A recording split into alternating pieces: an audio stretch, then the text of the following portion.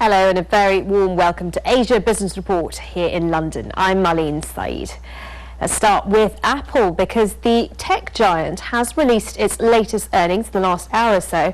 Let's take a closer look at the numbers. It's reported a 35% jump in sales of its flagship iPhones. That's between the period of April to June. That helps profits rise to nearly $11 billion, a record for the first quarter. And sales in China have more than doubled to $13 billion from a year ago, which all sounds pretty impressive, but Apple's shares have fallen in after-hours trading. They were down by nearly 7%.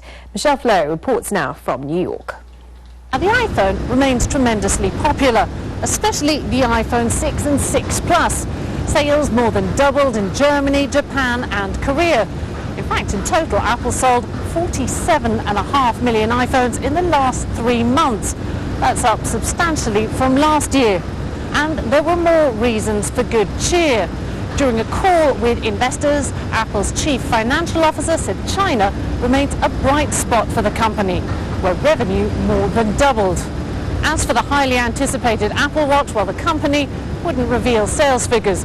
But chief executive Tim Cook implied the new product was off to a healthy start.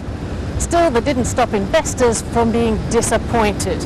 And here's why. They're worried about the future, because Apple makes most of its money from iPhone sales, and Wall Street is on the lookout for any sign that demand may have peaked. Michelle Fleury there. Well, earlier I asked technology consultant Paul Budde how important the emerging markets are to Apple.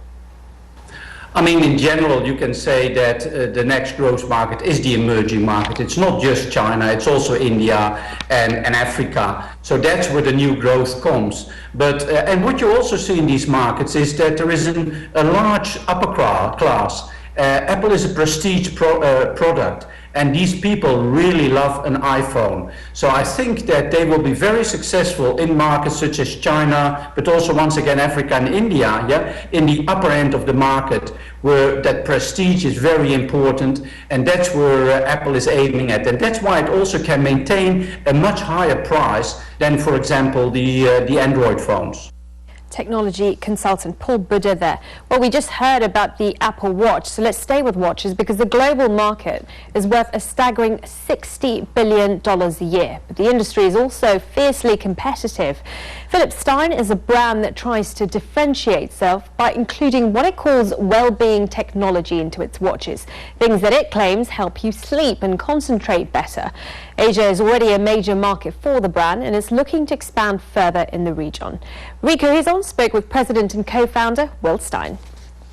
In order to be successful in any market, you need to have the right product, you need to have the right timing, but you also need to have the right distribution partners. So we're in talks with several distribution partners to go into China in a big way, not just in a small range. Mr. Stein, isn't this the wrong time to enter the China market because of the mainland government's anti-corruption campaign? We now have the right time because of the anti-corruption law and the problems that people cannot buy luxury goods anymore as they used to. So we have an affordable luxury and a well-being accessory.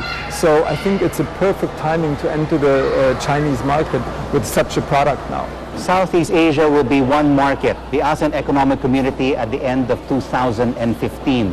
What kind of challenges and benefits do you see by entering this region? The Asian community, in 2015 as a close-knit community then, will be a very interesting market for any company, especially also for Stein, because geographically the countries are very close together, the cultures are fairly similar, and so if we establish ourselves in one of these markets, it will mushroom into the other markets as well.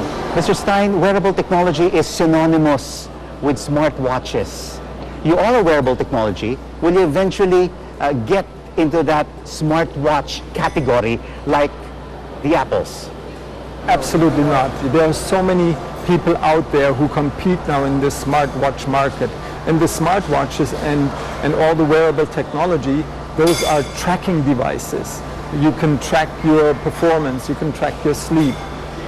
Our product actually initiates results. So I really embrace the wearable technology and want people to wear their wearable technology together with a Philips Stein sleep bracelet, for example, to measure the results. Rico is on speaking to Will Stein. 2014 was a difficult year for the airline industry, particularly in Asia, with 2 Malaysia airlines